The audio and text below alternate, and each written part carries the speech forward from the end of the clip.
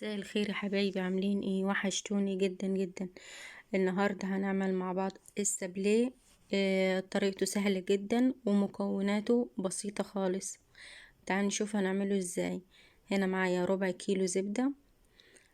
هضربها بالمضرب الكهرباء. لازم انعمها الاول كده بالمضرب قبل ما انزل بباقي المكونات. ومكوناته بسيطة جدا وسهل، يعني كلنا كنا بنفتكر ان هو حاجة صعبة، لكن بالعكس. هو طريقته سهلة جدا وما بياخدش منك وقت خالص.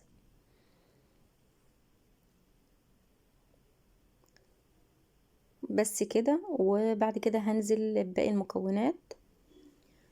هنا هنزل بكوباية سكر مطحون وهنخلها.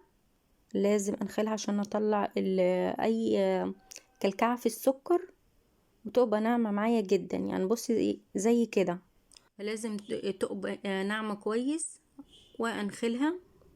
اهم حاجة انك ما تحطيش السكر من غير ما تنخليه كويس قوي.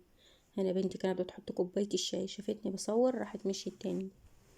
بس كده خلصت نخل السكر، وبعد كده هكمل بالمضرب الكهرباء.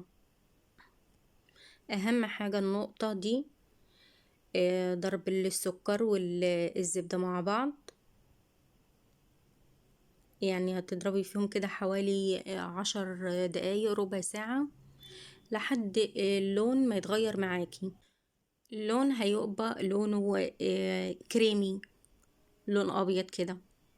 دي اهم حاجة علشان يطلع معاكي مظبوط وحلو قوي. بس انا هخلص ضرب الزبدة والسكر عشان ما اطولش الفيديو عليكم اكتر من كده، وهرجع لكم تاني. بصي لونه اتغير ازاي وفتح.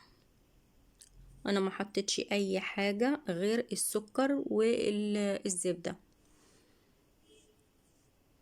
بس هكمل بالمضرب تاني لحد ما القوام يبقى هش جدا وخفيف. انتي وشغالة فيه هيبان قدامك. انا هكمل بالمضرب لحد ما اوصل للقوام المطلوب. بعد كده هنزل بباقي المكونات. بص اللون بيتغير ازاي. دي اهم حاجة فيها عشان تطلعي كل الهواء اللي موجود في السكر والزبدة.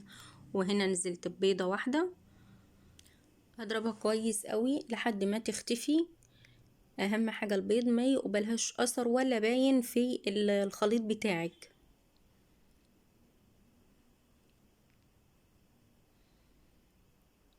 بس يبقى بالشكل ده كده.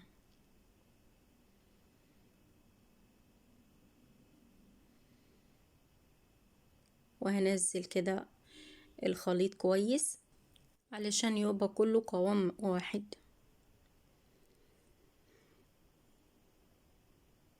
بس وهضرب كويس قوي كده. هو ما هياخدش منك وقت خالص. اهم حاجة بس الخطوات الاولى دي علشان يطلع معاكي مظبوط جدا. بس انا خلصت كده. بعد كده هنشوف هنكمل ايه تاني. هنا نزلت بكوباية دقيق ونخلتها طبعا، ده اهم حاجة. وورقة فانيليا. عندك فانيليا سايلة حطي. بس وهقلبها كويس كده علشان بس عفار دي ما يطلعش. وبعد كده هكمل بالمضرب. انا هنا حطيت اول كوباية دقيق. انت على حسب الدقيق بتاعك هياخد منك قد ايه، كوبايتين او 3 او كوبايتين ونص. فهنشوف مع بعض. دي تاني كوباية. يعني كل نوع دقيق بيختلف عن التاني تماما. فانا ممكن ياخد مني كوبايتين، كوبايتين ونص. انت ممكن ياخد منك 3 الا ربع، 3 كده. بس كده محتاجتش اكتر من كوبايتين انا. وبص العجينة انا كملتها ولميتها كده بايدي. بعد كده جبت كيس تلاجة، قصيته وفردته على الرخامة، وحطيت دي نص كمية العجينة بتاعتي، وغطيتها بكيس تاني من فوق. وبعد كده هفردها بين النشابة، هفردها بس مش عايزاها لا سميكة قوي ولا خفيفة قوي. هوريلك العجينة تبقى المفروض عاملة ازاي علشان تطلع معاكي مظبوطة. انا هفردها كده، وهفردها الناحية التانية برضو.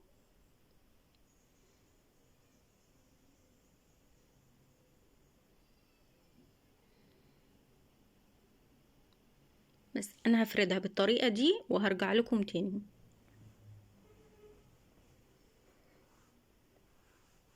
بس انا كده فردتها. بصي العجينة ما خليتهاش خفيفة، يعني مش عايزاها رقيقة قوي ولا عايزاها سميكة، لا تقبى وسط. وبعد كده هقطعها بالاشكال اللي انت تحبيها، قطعيها بيها. انا جبت المكبس اللي عملت بيه معاكم الكحك بسكر، وهمسكه من النص كده وهضغط عليها، مش همسكها من فوق علشان ده سوستة هينزل معايا وهيقطع العجين مني. انا ما كانش عندي اشكال السابليه، فاي شكل انت تحبيه اعملي بيه. بص همسكها كده واضغط، هيديني الشكل ده. الشكل الحقيقة كان حلو قوي ونفعت معايا، وهعمل شكل تاني معاكم.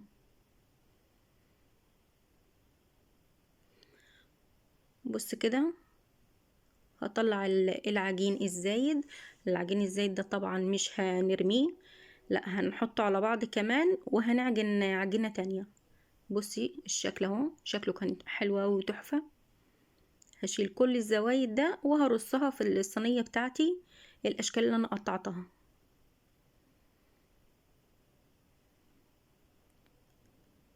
اشيل اللي انا قطعته.